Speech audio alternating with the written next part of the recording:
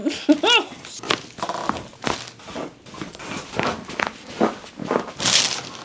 we go.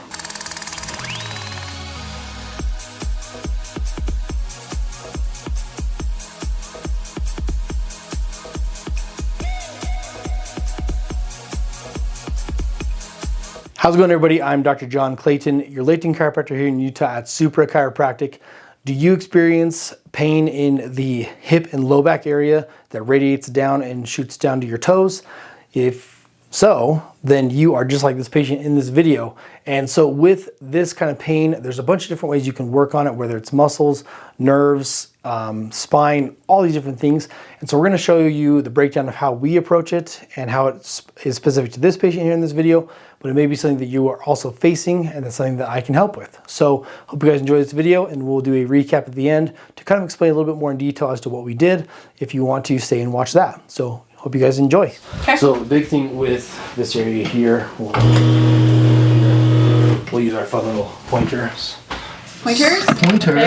Okay. So go ahead and you can use your hand to show me where you're feeling it, and then I'll use this whenever I touch you and stuff, just because it's your legs. Okay. So kind of describe what you're having to go through. Okay. What you're feeling, and then kind of where you're getting the swelling. Okay. Okay. So particularly after a day of like lifting, running, really just mostly in the mornings, I'll wake up and I have this big toe, it's usually numb. Mm-hmm. And then at the gym, I'm noticing when I start lifting, this pinky toe on this side kind of wakes up. Mm-hmm. And then I've been having a little bit of swelling. I'm not sure what that's about. But the numbness kind of wraps around from the back, wraps a little bit through the front, and then down into that toe. Okay. So I'm feeling numb back through here as well. Okay. I don't know if some of it is the way that I sit at work. Mm-hmm. I do kind of tuck usually one leg, and it's usually this one. Okay. So I sit like that for quite some time. Okay. It's not as comfortable. I don't do it that way as much. Okay. So that's how I sit. So go back to that sitting position again. Okay. So I think the big thing that we want to go over and look at is if we pull up like our spine model, right, and show. So I'll just kind of sit it next to you. So imagine like if I cross that leg underneath here, mm-hmm. automatically I'm going to have to shift the pelvis that way, right? Yeah. And so I'm going to be kind of kinking it like that. Yes. And then that lower back area here, you're going to get some more pinching at that L5 and then S1 area there. And that's the tricky part, is S1 right there literally is like into the SI joint, right? And so if you're compressing your SI joints, then you'll have irritation in the areas where you're having it. And so you're having the L5 usually will go down to about the big toe area, and then S1 is kind of the other outside part of the foot down there as well. And so that's why they both radiate all the way down to the foot. And that's how we know it's like not sciatica, is if it's coming from the spine area or spinal nerves, then it's going to go down and hit the feet. Okay. So biggest things with that, anytime someone crosses their leg as well, you're going to tighten the glutes, right? And so then yes, it can develop into sciatica from having tight glutes, but at the same time, and we always think it's harmless, right, when we go in and do these positions. Yeah. When you're putting your leg underneath here, as are the femoral arteries go down, okay, they have to kind of go underneath, and so your blood supply around the knee is behind the knee, right? Popliteal arteries, as they branch off, and so as it branches off, you're literally compressing veins and arteries, and then you're going to be getting swelling lower than that, right? Okay, that makes sense. So your blood supply is going to mainly come through here, right? Okay. This medial side or the inside part of the leg, and then you're like, hey, I'm getting pooling right here, because now the veins are pushed in here, so then they can't retract it, and then you're sitting, so then they're fighting against gravity and compression, and so it's even harder. So in the end, when I work on these things here, yes, there's things we can do to adjust or work on or to loosen muscles, but then we have to work on the posture of the sitting, and then I always say too, the same problem will happen if you're sitting, and then you bring your leg past 90 degrees like this, and you're like, hey, I got a stool thing back here. Oh, so like underneath, if you tuck them, kind of? Yeah, if you tuck them underneath, it's the same issue, but you're compressing it with how tight your muscles are contracting, not actually something physically pushing up like your ankle and your leg, right? Okay. And so moving forward, see if that is helping, right? Okay. And then we might have to work into more of the lymphatic system potentially with calves, or just train calves more as well to stimulate that to come back. But in the morning too, it's like, hey, if you've been laying down for a while, work on your calves, so walking in the morning, or if you've been sitting all day for work, then come home from work and then go walking for 30 minutes or so, and then go from there. Okay. So with the area through here, when we go through and work on any kind of muscle in this area, obviously quads are going to be a big part of it. There is a muscle that actually does crisscross across like this, like you're saying. And so anyone that has kind of this outer hip pain, and then it kind of transects across and goes into the medial or inside knee area, that's going to be the sartorius muscle, right? And so one way to like check that and see is if you bring your leg up and then rotate it like this, okay? Bring it in like this and then hold it like this, keep your legs straight, okay? It's going to bring in the quads too, but if I kind of turn your foot out like this and then put a little bit of pressure there, it's like, bleh, right?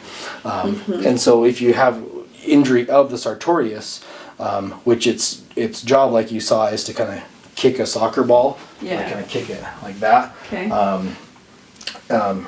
It usually is only weakened by bad posture, right?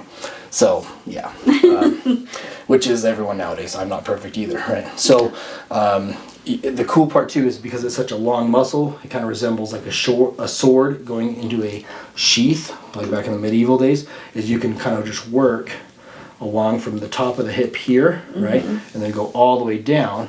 And because you have all the quads here, you want to work just deep through there and get all the way in. Yep, fun times. All the way across, down in, through there, right? Typically, with how sensitive it is, you can see if I do trigger points, it's not fun. And so if I was to work on anybody with this issue, you can either use a massage gun, right, if that's your preference, or you can kind of just do some pressure and kind of deep tissue it. But then you're also working a bunch of other muscle groups too, with more broad force that you use, right?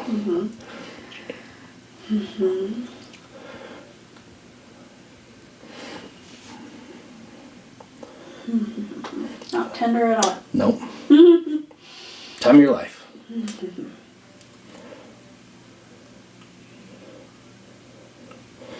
So sometimes I have to take like an empty barbell and I'll kind of roll it. So have my foot in the same position you have and kind of roll it. Is that okay? Yeah. Oh, that's perfect. I mean, it hurts a lot. But so you just lay it on there and let it roll down. So not the like whole that? bar, like the end where you put the weight. So I'll have the rest of the bar there, and I'll kind of roll. If it's a more painful spot, I'll let it kind of sit until it either releases or I can't handle it, and then I'll move it down. Okay. So yeah, that makes roll sense. It. Yeah. Well, and that's the thing is you need to be able to get something heavy enough to push into that because of how strong the quads are, right? Yeah. And so, honestly, if you can get in there and handle the pain, you do it, right? Okay. Other than that, like I said, you could use a massage gun on there, which I do like ones kind of more like this. The other ones that are like the Theraguns, right? They're super good, but they tend to, on big muscles like this, you tend to contract and fight against them. And so if I do something light like this, your muscles are going to stay relaxed, and then I can add pressure as I go, like that. But it's not going boom, boom, boom. It's not jackhammering you. I have a small one like that. It's not as intense as the Theragun. Okay. So then, work it through there.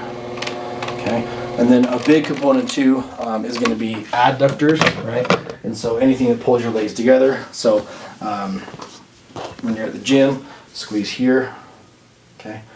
And so it's like we got some, right? But then if we go into like your posture, like where you tuck your leg underneath like this, right? So what happens here, so if I say, okay, hold your leg in the air and don't let it like fall down. If I just take let's do my pinky, and I hold onto your knee, so the farthest part away, and I pull like this, see how my pinky can pull it down, right? And so, I mean, yes, I am going at the furthest distance away, so it's a longer lever. But in the end, my pinky shouldn't be able to pull down that. And so now we technically have adductor / like groin injury too, right? So the posture is just huge nowadays, unfortunately. So we sit. yeah, we're all hunched over. So, Yeah. but yeah, so we'll go through and adjust everything now on you, and then kind of go over the neck stuff, and then dry needling over the glutes and stuff. So it'll be a fun time. Okay. Okay. So may I have you start face down for me? The next biggest joints to L5 and S1 is just the SI itself, right? These two big joints here. And so if I push in, so here's SI, and go right across from that, right here, this base right here. So S1 is going to be these two little nubs, or two like basically holes or foramen next to that little nub right here of your sacrum, right? So if you push here, right, that's going to be where S1 is, and then it wraps underneath into that SI joint in there, right? And so a lot of people, they think, okay, SI joint, you got to go to the chiropractor for it, and they got to pop it. Not always the case. You can just have someone like a spouse take an elbow and get right on it, and I like to kind of go at an angle with it, not just like straight in and a lot of pressure. It's just too painful. So try and lay a broad pressure in and just compress the SI joint. And so when I do that, do you feel anything shoot down your leg when I do that? You do? Down to which toe? It's going into my knee right now. Okay. It's wrapping around the front, that exact muscle line you're talking about. Okay. Sartorius, right? Sartorius, yep. Sartorius, yeah.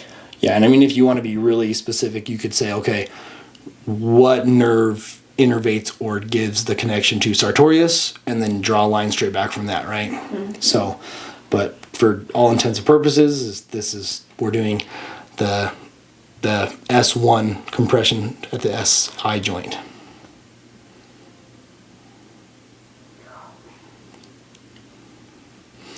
Okay.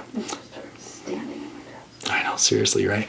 So then imagine now we take that same position, right? So we pushed on the SI joint just in neutral position. So if I bring your leg up like this and then cross it over like this now, okay, there's going to be a ton of pressure and tension at the SI joint. So try and hold that there. You may not like it, but if I get into that same spot here and compress, feel a difference?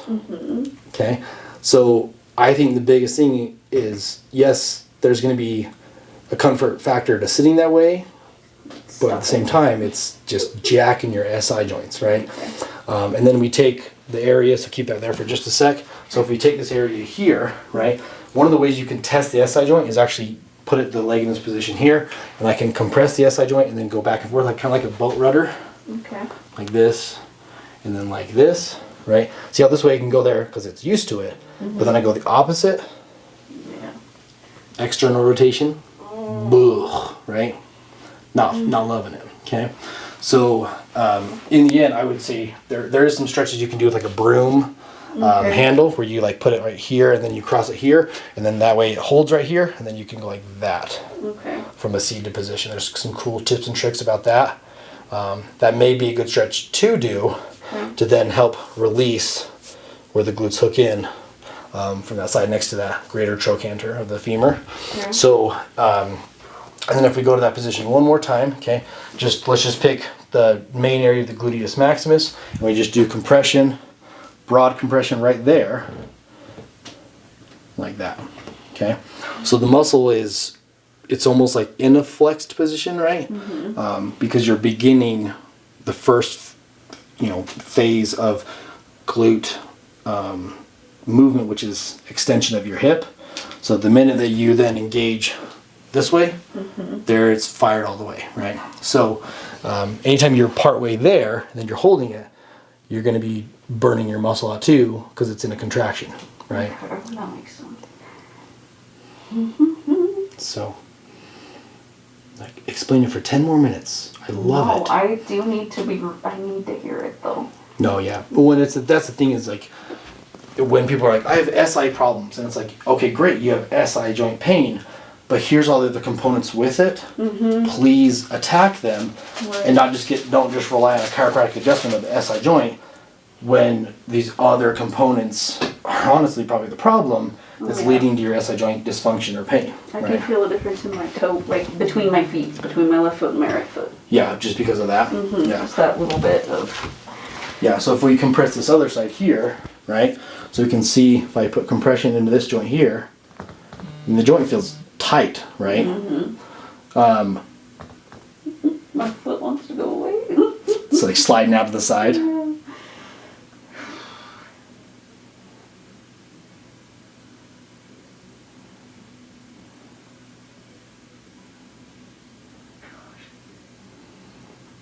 That side's just more painful. Mm-hmm. When you got to think too, when you're compensating from your leg position, so when you're sitting and crossing that leg underneath, this hip, by nature has to roll backwards. This one's going to roll forwards. And so if I said, okay, what other muscles are going to correlate with the hip kind of rolling forwards in that position? Because the posture is going to be top of the hip here, lay elbow, QL, right? Your favorite muscle. My favorite. Here, and then slide down in. Okay. So quadratus lumborum, best time of your life. Oh my God. So fun.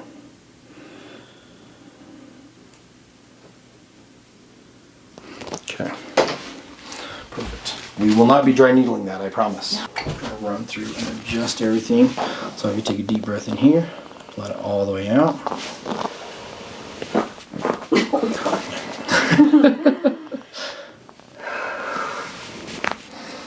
Like how can you do me like that after you just pushed on my glutes like that, you know?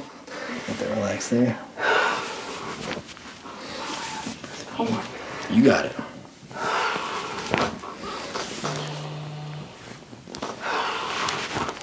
And then you said which side of your neck is harder to turn, or is it just both? I mean, it's a little bit of both, but my right side. Just way more tight. I was actually really cute. My dog put his little head on mine, and I think I put my head like this. Perfect. And dog-induced torticollis, perfect. Yeah. Okay, it happens to the best of us. If I had a dog, it would be the same thing. So. Oh.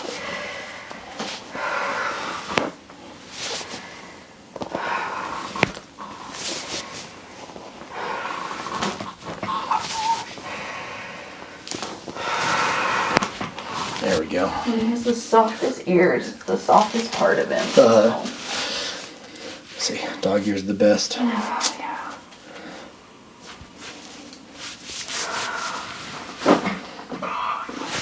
That one is so hard. Yeah, well, I'll twist that one too. Like usually I'll try and get it compressed to kind of release it that way. But if it doesn't want to go, it's like, hey, let's twist it. Deep breath in here.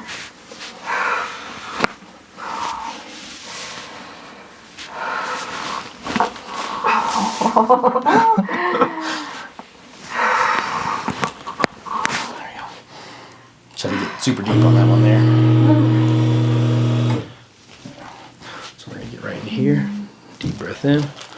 All the way out. Let that go there. Deep breath in here. Another breath in. All the way out. Got all of them there. Oh my gosh. Let's see if that first rib's out. Definitely tight on that side there. Jeez. Okay, deep breath in here. All the way out. Let that go there. So tight. I know. It's all good. That go there. That go there. That one hurts more though. Yeah, what the heck? Ugh. Got traps for days over here, you know. I just started volleyball this week, so that might do it. yeah. A lot of slamming, jamming, huh? Well, like set, so stupid as it is, this up and down like motion. that.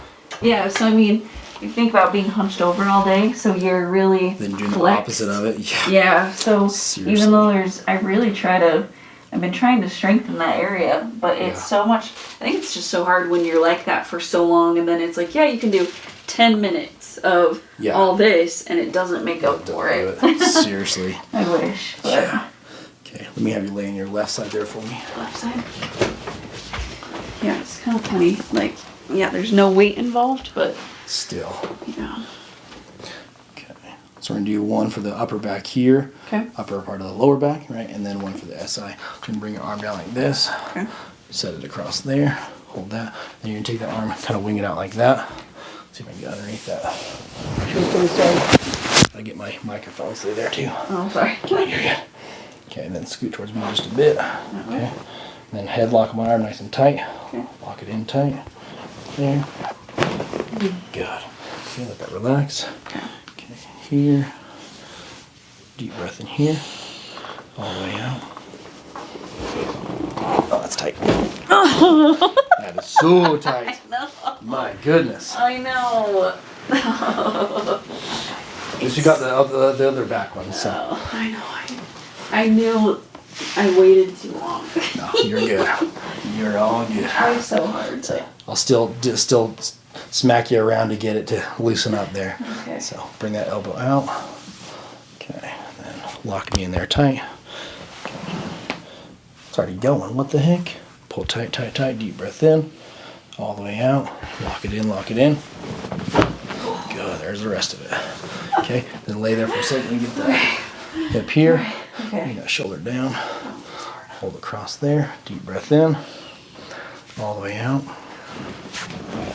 There. Those are stinking tight, man. I tell you. Okay, lay on your back. Let's see if we can pull them. Okay. You got this. Let that go there. Okay, let it go. Perfect. Here. This guy here. Let that go. Okay, a little more stuck on that side, honestly. I do swear I try to take care of myself. So you do better than most, so I try. you're good. Don't relax there.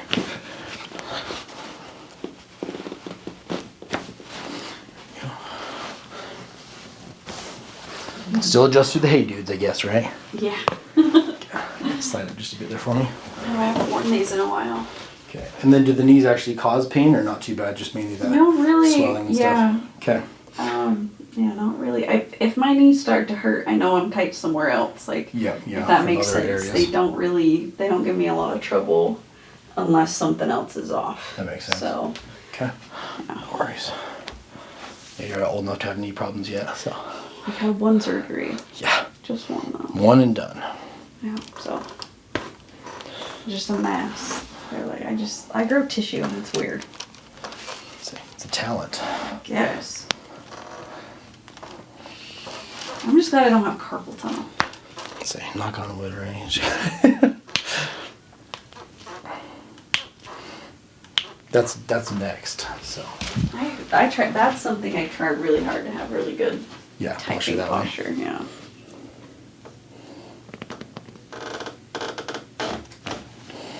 But hope that the table didn't squeak so bad. Sorry. Let that go.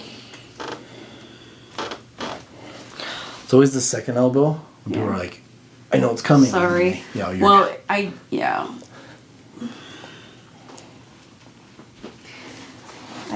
pitch the ball to my dogs. Yeah. Fast pitch softball. I can throw it better than overhand, so.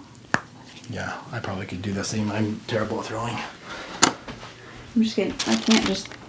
Well, I mean, I still can throw, and I want to keep it that way. Yeah. But I don't want to throw my shoulder out with my dogs. Yeah, seriously. Underhand's way easier, and I can throw it for longer. I would just make fun of you if you threw your arm out throwing a softball Right. for your dogs. I'm gonna do something way dumber. Like when I tore my rotator cuff, it's because I fell carrying a 5-gallon drum of water. Not because of anything athletic. So you just make up a story then. Yeah. Say, hey, I did this, and like, oh my gosh, that's crazy. Yeah, it's downhill skiing, slalom skiing, and or whatever it's called. That's what I did for sure. Gotcha. Okay. Now we have a dentist drill in the background. Awesome. Okay. Is that what that is? No. Oh. Dremel. Oh. Let that relax there. Go there. Relax there.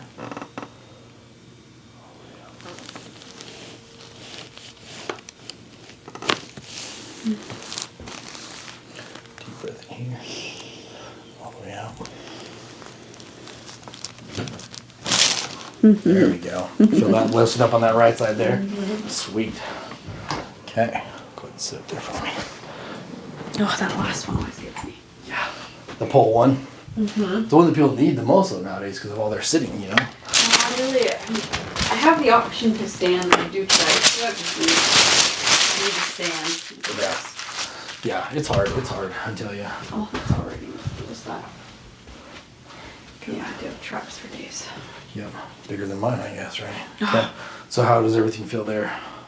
Good. Okay. You can turn your head then? Oh yeah, that's much better. Like it's still a little, I know it's just my traps are tight. Yeah. But yeah, that's already way better than it was. And this, I've noticed, even with trying to do stuff, I get so... Yeah, probably from sitting at a computer. Yes. Yeah. Probably. One of the things, anytime your head comes forward like that, it does compress more, right? And so when people are like, I don't need that, I'm like, people need that more than anything. So it's hard to kind of manufacture that at home anyways, too. Yeah. So, perfect. Let's get some needling going then. Okay. So, all right, so we got the gluteus medius and then upper gluteus maximus right here. Then we have our gluteus maximus in that lower section there. We have the L5 multifidi muscles, dry needled, as well as the same thing over here. So gluteus medius, upper glute max, and then glute max down there. And the glute max ones do go deep enough in to then hit the piriformis muscle, which is going to be right about there. And so overall, we look like this, just from that top view there. So you can see all the needles there. And we're releasing this to then help get the kind of posterior chain or the legs and everything to feel better, mainly from the tightness of the glutes, but then just of the lack of blood flow as well in that area. All right, so with this particular patient, when we were going through and analyzing all the different things, the biggest thing when it comes to addressing any problem that a person's having, patient's having, clients having, anybody in any world where you talk to people, is that you want to get their version or their history or story about what it is. And so that's what we're able to do at the beginning of this video is we said, okay, please demonstrate and show me what it is that you have going on. And I think that's super important, and it's typically missed for a lot of chiropractors. And the reason is because it takes time. And it's 10 times easier to just tell the patient, point to where it hurts, lay on the table and smack them around and call it good, right? But it's not going to get anybody better by not truly knowing what's going on. And honestly, a lot of the major injuries or the scary stories that you hear about in chiropractic where people are injured or there's anything fatal in that way is because they didn't do a proper history to figure out why the injury was there in the first place or how long it's been going on for as well for the patient. So that is always an important part of any time I meet with people. And honestly, the better history you do of asking people questions or letting them explain it the way that they understand it, and then making sure you understand it the same way, or they understand it the way that you're describing to them as a doctor, then the better you'll be able to help them. And so that is why when I take time with patients, I take my time. And so with this particular issue, we saw how we talked about the posture at the very beginning, and that's so crucial to so many people, is that if you're sitting in a job that's forcing you to have a certain posture that creates the pain that you're having, the answer honestly isn't just adjust you and you're done. It's fix that posture, fix that work environment, and otherwise you're gonna keep seeing me a million times. And so if I don't want to fix the issue, then I don't want to tell them how to fix their posture. So that's why a lot of chiropractors probably don't fix posture or tell people about posture, because if they do, then they lose business, which I don't agree with. So in the end, I want to tell people how to fix the problem because I'd rather spend the next amount of time working on the other new people that need my help as well. So that's your first thing, is we want to take the history, make sure we understand what is going on with the patient, and then make sure that they're pointing to and showing you what is going on.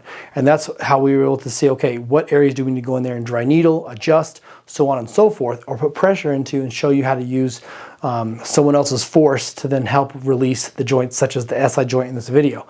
So then once we've done that, we were able to adjust everything, dry needle everything, and ultimately we had to go the correct depth for the needles to actually fix the problem. And so like you saw, the needles that are in the glute area they usually are in about 5 to 7 inches, depending on the patient. And if you're not hitting that true depth of the muscle, then you're not releasing the entire muscle. And that's why it has been the most effective thing, is because I can go through every single layer of muscle down to the bone where the muscles hook into and release the problem fully, from fully internal all the way to external. And that's why we get the results that we do. So in the end, when it comes to these problems, if there's a problem that you're having, honestly, that you're not getting answers to, that's what I like to work on. That's why I like to help the people that I see and the people that contact me and reach out to me. And so if you're that person that needs that help, feel free to reach out. And I've had multiple people call from other states, even people that don't live in this country, because they just need answers. And so that is the goal, and that's why I have wanted to become a specialist in the field of chiropractic. And that's why I do what I do that's not like any other chiropractor, or it's quite the minority when it comes to chiropractic and that field within healthcare. So with that, if you do have questions, leave them in the comments below so I can take a look at them and see if there's something that I can help with, or if it's just a generic question as to what I'm doing in this video that you want answered. Feel free to put it down in the comments below. And then be sure to like these videos as well as subscribe. The biggest thing is just getting the education out there. I don't care about having this where it's, we're trying to get as many views as possible. It's just that we need to be educating people as to what I can help with. And that way we get the people that need the help, that are desperate for it, and that have lived with pain for years upon years, the help they need. And so that's the biggest thing is honestly, you can subscribe to this channel, you can do whatever, but ultimately it's pay attention to what I'm doing and share it with those who need it. And that's why in the state of Utah where I'm at, that's why so many people refer their friends and families, because they saw such a benefit. So they tell people to come in and see me, and then we fix those issues from there. And it just spreads like wildfire. Obviously it's a little bit harder when you're not in the States, but if it's something that needs to be fixed and addressed, that you don't want to live with anymore, then please let me know and call my office. So with that, I'm going to leave you like I leave you in every other video. We're at Supra Chiropractic. We've got your back and everything else. And I will see you in the next video.